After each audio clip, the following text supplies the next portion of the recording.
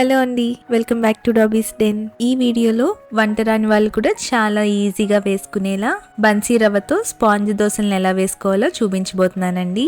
మనం batter prepare చేసేటప్పుడు use చేసే రకరకాల ఇంగ్రీడియంట్స్ వల్ల ఈ దోశలు చాలా ఫ్లేవర్ఫుల్ గా ఉంటాయి. సో అవేంటో వీడియోలో చూసేద్దాం రండి.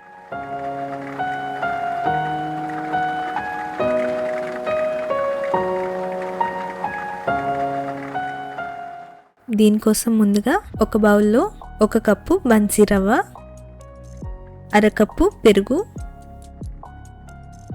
1/2 కప్పు అటుకులు, అలాగే తగినంత ఉప్పు కూడా యాడ్ చేసి వీటినన్నిటినీ ఒకసారి బాగా కలుపుకొని 1 కప్ వరకు వాటర్ కూడా యాడ్ చేసి మూత పెట్టి ఒక 1 అవర్ పక్కన పెట్టేయండి.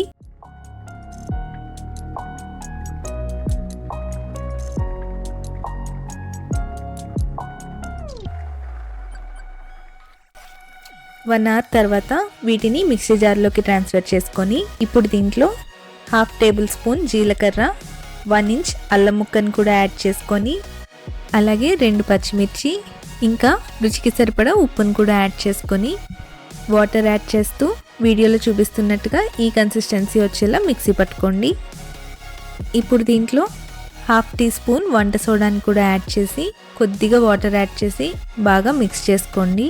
సోడా యాడ్ చేశాక బ్యాటర్ని ఒకే డైరెక్షన్లో మిక్స్ చేసుకోండి.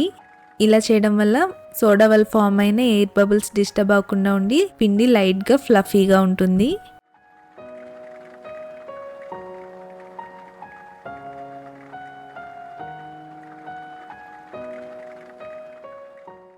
ఇప్పుడు దోశల్ని వేసుకోవడం కోసం ప్యాన్ని కాస్త ఆయిల్తో గ్రీస్ చేసి ఇది బాగా హీట్ అయ్యాక వీడియోలో చూపిస్తున్నట్టుగా ఈ బ్యాటర్ని ఒక చుట్టే పోసుకొని వదిలేయండి.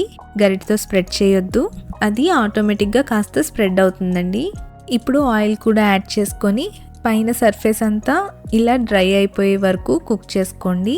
దోశని తిరిగేయాల్సిన అవసరం లేదండి. మీకు ఇంకా ఫాస్ట్గా అయిపోవాలనుకుంటే వీడియోలో చూపిస్తున్నట్టుగా ఇలా మూత పెట్టి కుక్ చేసుకోండి. వీటిని వేడివేడిగా మీకు నచ్చిన చట్నీతో పేరప్ చేసుకొని ఎంజాయ్ చేయండి. నచ్చిందా? నచ్చితే ఈ వీడియోని లైక్ చేసి మీ ఫ్రెండ్స్ అండ్ ఫ్యామిలీతో షేర్ చేయండి. అలాగే ఇంకా మన ఛానల్ని ఎవరైనా సబ్స్క్రైబ్ చేసుకోకపోయింటే తప్పకుండా సబ్స్క్రైబ్ చేసుకొని బెల్ ఐకాన్ క్లిక్ చేసి నోటిఫికేషన్స్ ఆన్లో ఉంచండి. Thank you.